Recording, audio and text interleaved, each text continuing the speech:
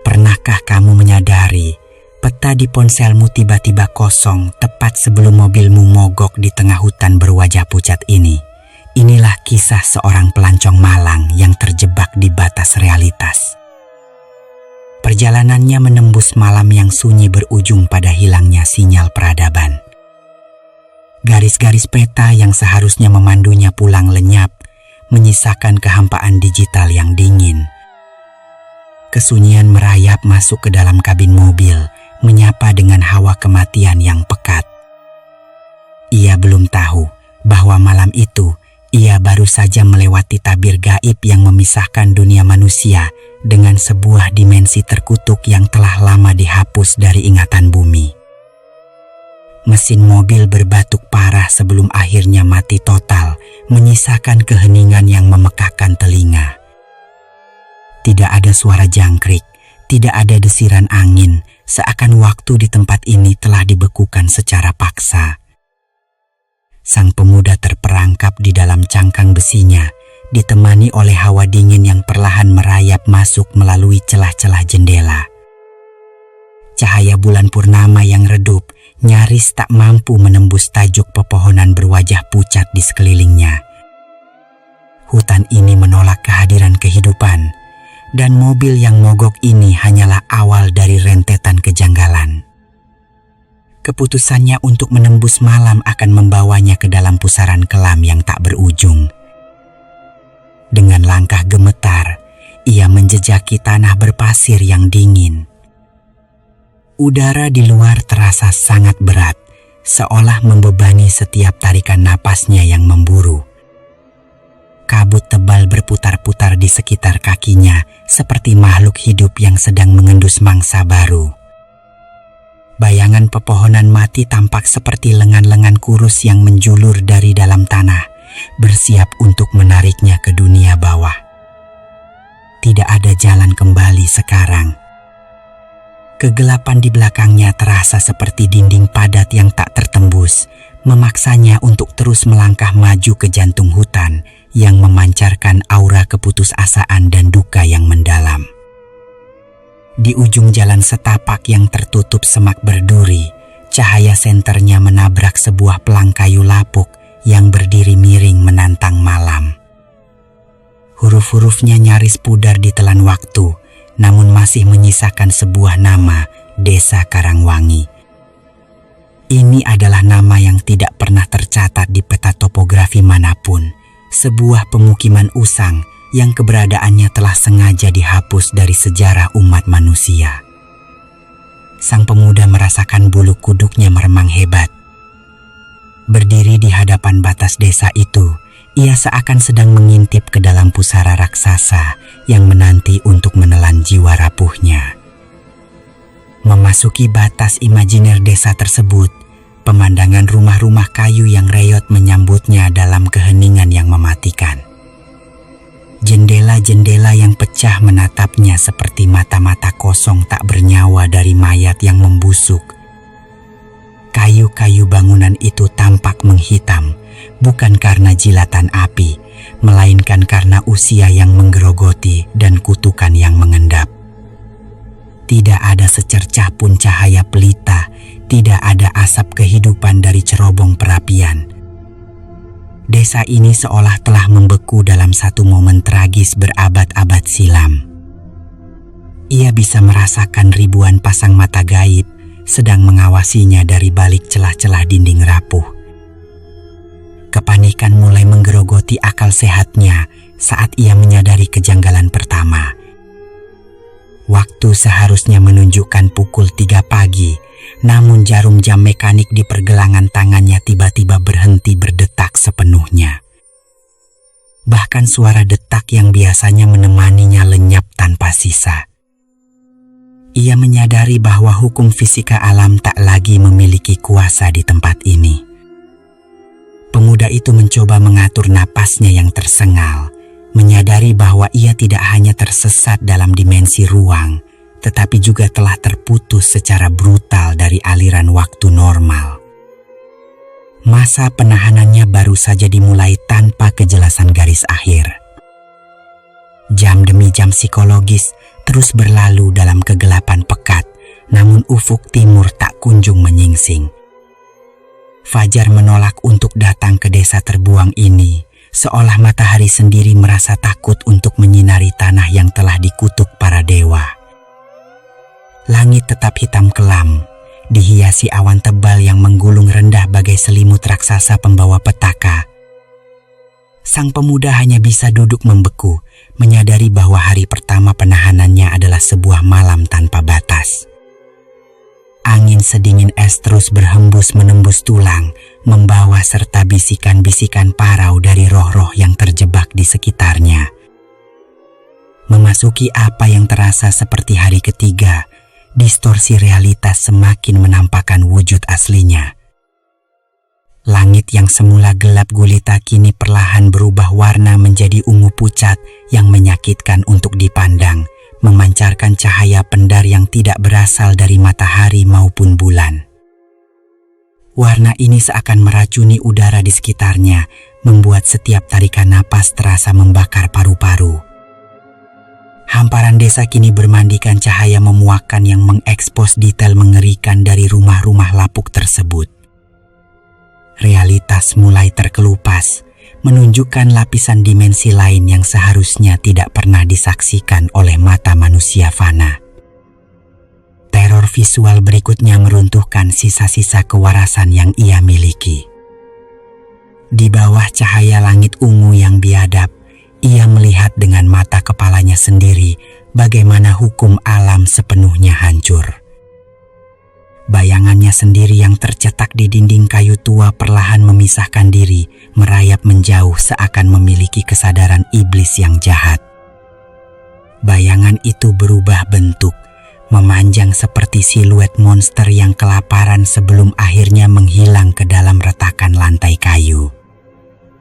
Ia kini benar-benar sendirian, ditinggalkan bahkan oleh eksistensi gelap dari tubuhnya sendiri, menggarisbawahi bahwa di desa ini jiwamu bisa terbelah kapan saja. Dalam upaya putus asa untuk melarikan diri dari kegilaan di luar, ia mengunci dirinya di dalam salah satu kabin kayu yang paling utuh. Namun, rasa aman hanyalah ilusi belaka.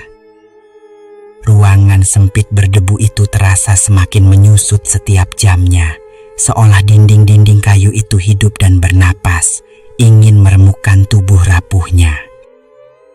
Suara garukan pelan terdengar dari balik pintu, bukan dari luar, melainkan dari bawah papan lantai tempatnya berpijak. Ia meringkuk di sudut ruangan yang pengap, menutup telinganya rapat-rapat, namun suara derit kayu yang tersiksa terus menggema di kepalanya. Hari keempat, atau setidaknya begitulah yang dirasakan oleh tubuhnya yang kelaparan.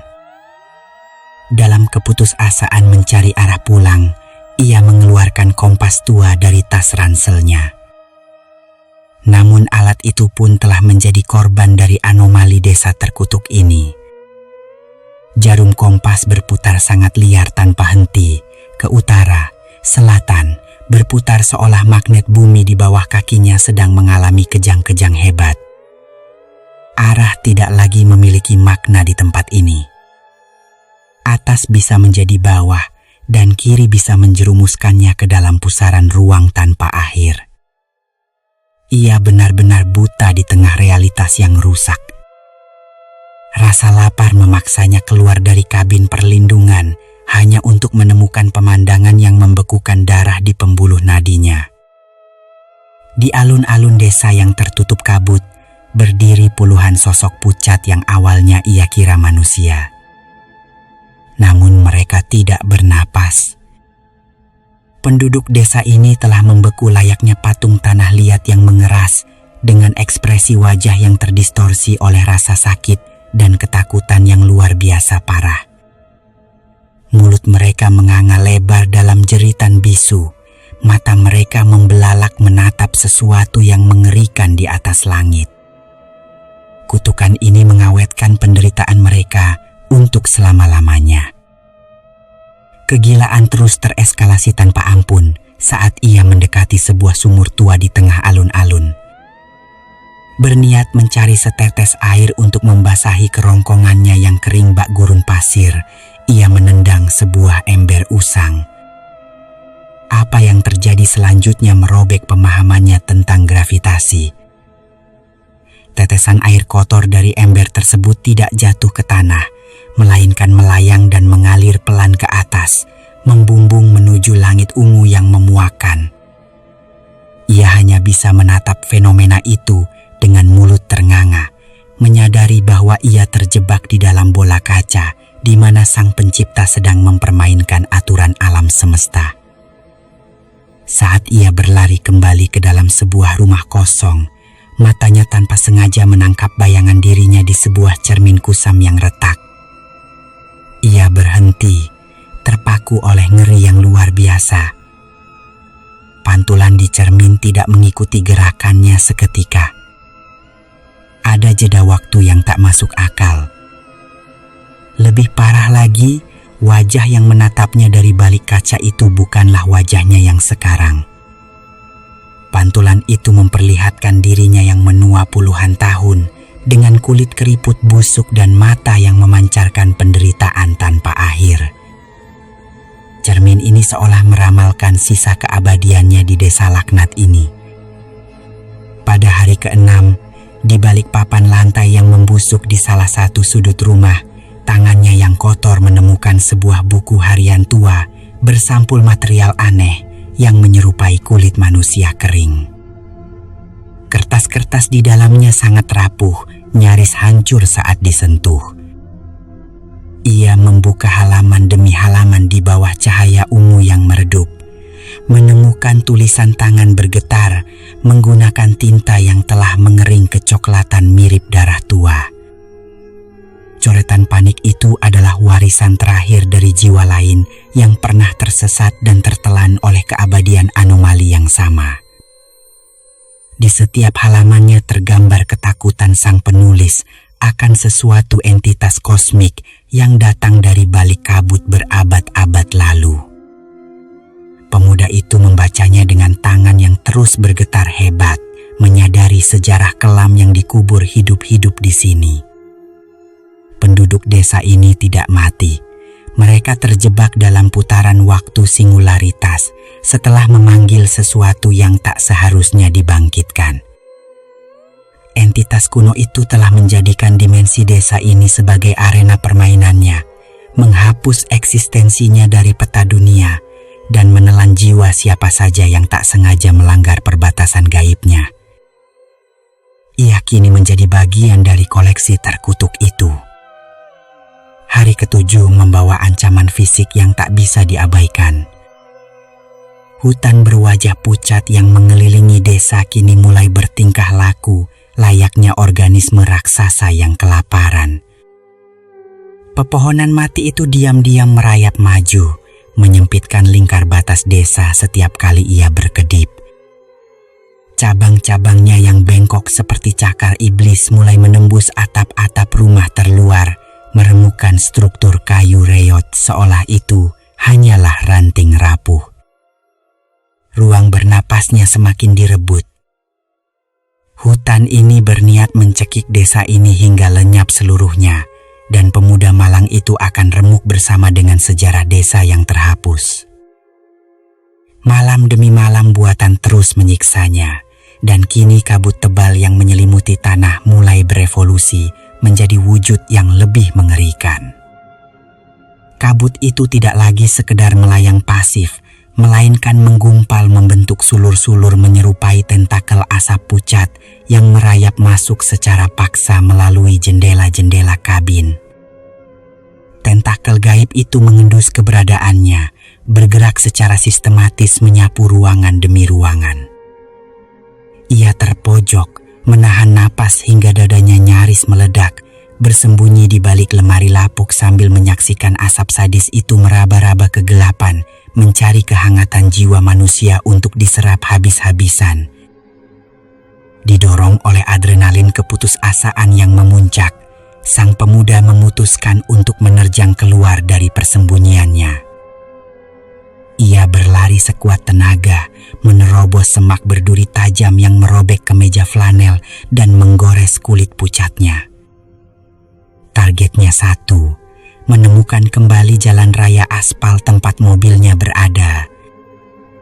Nafasnya berbunyi parau seperti mesin rusak, kakinya terus menghentak tanah berpasir dengan membabi buta mengabaikan rasa sakit yang meradang. Ia yakin jika ia terus berlari pada satu garis lurus, ia bisa menembus dinding ilusi yang memenjarakannya dan kembali ke realitas nyata yang ia rindukan. Namun anomali ruang tidak melepaskannya begitu saja. Setelah berlari bermil-mil tanpa henti melewati hutan mati, langkahnya tiba-tiba membawanya keluar dari barisan pepohonan dan langsung kembali ke titik awal. Ia terjatuh bersimpuh menghantam tanah keras di alun-alun desa yang persis sama, tepat di hadapan puluhan patung penduduk yang membeku dalam jeritan bisu. Ruang telah melipat dirinya sendiri membentuk lingkaran setan yang absolut. Di dimensi ini, kemanapun kakimu melangkah, semua jalan hanya akan membawamu kembali ke inti neraka, tempat penderitaan bermuara. Memasuki siksaan hari ke-8, struktur langit di atas desa akhirnya tak mampu lagi menahan tekanan distorsi anomali. Ia menengadah dengan pandangan kosong, menyaksikan bulan purnama raksasa pucat muncul di tengah hamparan warna ungu menyakitkan. Lalu, suara dentuman memekakkan telinga merobek kesunyian. Bulan itu mulai retak. Garis-garis hitam menjalar di permukaannya layaknya cermin raksasa yang dihantam benda tumpul. Serpihan cahaya kosmik berjatuhan menembus atmosfer seperti hujan pecahan kaca, mengukuhkan kenyataan bahwa dunia fiktif ini sedang berada di ambang keruntuhan dimensi total yang akan menghapus segalanya. Dalam hujan pecahan cahaya bulan itu, ketakutan tergelapnya akhirnya menjadi kenyataan. Puluhan patung penduduk desa yang selama berhari-hari membeku kaku di alun-alun kini merespon kehancuran ruang. Terdengar suara derak mengerikan tulang dan daging basi yang dipaksa bergerak setelah ratusan tahun terdiam. Secara serentak dan perlahan, setiap kepala pucat berekspresi siksaan itu berputar, menoleh lambat tepat ke arah pemuda tersebut.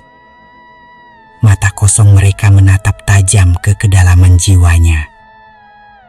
Mereka menyambut kedatangan anggota baru yang akan menggantikan penderitaan salah satu dari mereka dalam lingkaran kutukan abadi ini. Mendadak, ribuan suara bisikan parau menyerbu gendang telinganya sekaligus. Bukan bahasa manusia yang terdengar, melainkan intonasi purba yang merusak sinapsis otaknya.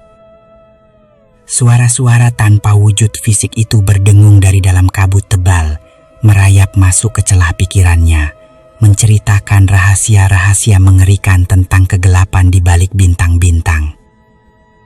Pemuda itu meremas kepalanya sendiri, jatuh berlutut di atas tanah berpasir, mencoba mengusir invasi mental yang menyiksa kewarasannya. Namun bisikan itu semakin mengeras, mengubah realitas di sekelilingnya menjadi distorsi bayangan dan jeritan penderitaan dari roh-roh usang yang tersiksa. Pada hari ke-9, tanah desa yang lembab mulai memberontak. Retakan-retakan besar merobek alun-alun, bukan mengeluarkan air, melainkan memancarkan pendar cahaya merah pekat yang berasal dari kedalaman tak terhingga, menyerupai denyut nadi dari rahim neraka itu sendiri. Dunia terbalik sepenuhnya, langit menjadi gelap pekat tak tertembus, sementara bumi bersinar dengan teror kemarahan berdarah. Pemuda malang itu merangkak mundur, berusaha menjauhi rekahan berpijar tersebut, namun bumi di sekitarnya terus runtuh, bersiap menelan apapun yang ada di permukaan menuju dasar jurang kesengsaraan tanpa batas ruang. Kewarasan yang sedari tadi ia pertahankan sekuat tenaga akhirnya patah menjadi kepingan tak terselamatkan. Dengan tatapan liar dan senyum simpul kegilaan yang mengerikan, pemuda itu mulai menggaruk-garuk tanah yang retak, tak peduli kuku jemarinya terkelupas dan berdarah-darah. Di kepalanya, ia meyakini bahwa jalan keluar menuju dunianya tidak berada di seberang hutan, melainkan terkubur di bawah pijakannya. Otaknya telah diretas secara paksa oleh tekanan anomali desa ini. Penderitaan 10 harinya telah merubahnya dari manusia biasa menjadi bagian dari dekorasi kegilaan yang akan terus menghantui tempat terbuang ini. Namun, tepat saat malam hari ke-10 mencapai puncak kegilaan ekstrim, sebuah guncangan hebat terjadi merobek hamparan ruang di ujung desa. Sebuah retakan vertikal muncul melayang di udara, memancarkan cahaya putih menyilaukan yang bertolak belakang dengan atmosfer muram di sekelilingnya. Itu bukan sekedar cahaya terang, itu adalah sobekan murni pada kanvas realitas yang menampilkan sekilas pemandangan pepohonan hijau normal dan aspal basah jalan raya dunia nyata. Harapan yang telah mati suri kembali berdetak dengan liar. Itu adalah jendela pelarian tunggal yang terbuka dalam pecahan dimensi. Tanpa berpikir panjang, serpihan naluri bertahan hidup terakhir menguasai kendali tubuhnya. Ia bangkit dari tanah berdarah dan berlari sprint membabi buta menuju celah menyilaukan tersebut. Paru-parunya terasa terbakar seolah menelan serpihan kaca. Otot-otot kakinya meronta di batas kehancuran, namun matanya terkunci rapat pada pintu keluar absolut itu. Jarak puluhan meter terasa bagai mengarungi samudera keabadian. Ia tahu bahwa jika celah ruang waktu ini tertutup rapat sebelum ia berhasil melompatinya, nasibnya akan terkunci selamanya sebagai pajangan mengerikan di alun-alun desa yang tak tercatat sejarah manusia ini. Penjaga dimensi ini tentu tak membiarkan mangsanya pergi dengan mudah. Saat sang pemuda berlari kencang, anomali ruang waktu mengamuk menjadi badai yang mengerikan. Patung-patung penduduk desa melepaskan diri dari akar kutukannya, bergerak mengejarnya namun dengan gerakan yang terbalik dan patah-patah, seperti kaset yang diputar mundur dengan paksa. Tangan-tangan pucat merentang berusaha meraih ujung kemeja flanelnya. Lingkungan di sekitar mereka terdistorsi drastis, bongkahan tanah melayang secara acak, dan rumah-rumah runtuh membubung ke langit. Realitas berteriak dalam frekuensi yang memekakan saat pemuda itu melakukan lompatan keputusasaan terakhirnya. Waktu seakan melambat saat tubuh pemuda itu menembus membran gaib pembatas realitas. Sensasi mengerikan menyerang seluruh panca inderanya bagai sengatan listrik tegangan tinggi, dingin ekstrim berganti panas membara dalam hitungan detik. Ia merasakan partikel tubuhnya terburai ke dalam ruang vakum, lalu disatukan kembali secara paksa oleh hukum fisika alam. Suara jeritan dimensi di belakangnya mendadak terputus seketika, digantikan oleh ledakan keheningan murni. Kegelapan sejenak menyelimuti kesadarannya saat ia melayang jatuh kembali ke pelukan dunia yang ia kenal, menembus tabir waktu yang membelah kemustahilan dan kenyataan. Ia tersentak bangun dengan napas memburu, mendapati dirinya kembali duduk di balik kemudi mobil tuanya. Cahaya matahari pagi yang hangat menembus kaca mobil yang bersih, kicau burung nyaring menggantikan hening yang mati. Ia berhasil keluar. Namun, kelegaan itu hancur berkeping-keping saat ia merogoh saku dan menyalakan layar ponselnya. Kalender digital menunjukkan angka tahun yang berjarak 100 tahun lebih jauh dari zamannya. Keringat dingin seketika membasahi tulang belakangnya saat ia melihat jarum jam di pergelangan tangannya kini terus berputar cepat ke arah sebaliknya. Desa itu tak pernah membebaskannya. Ia hanya diseret ke neraka siksaan baru.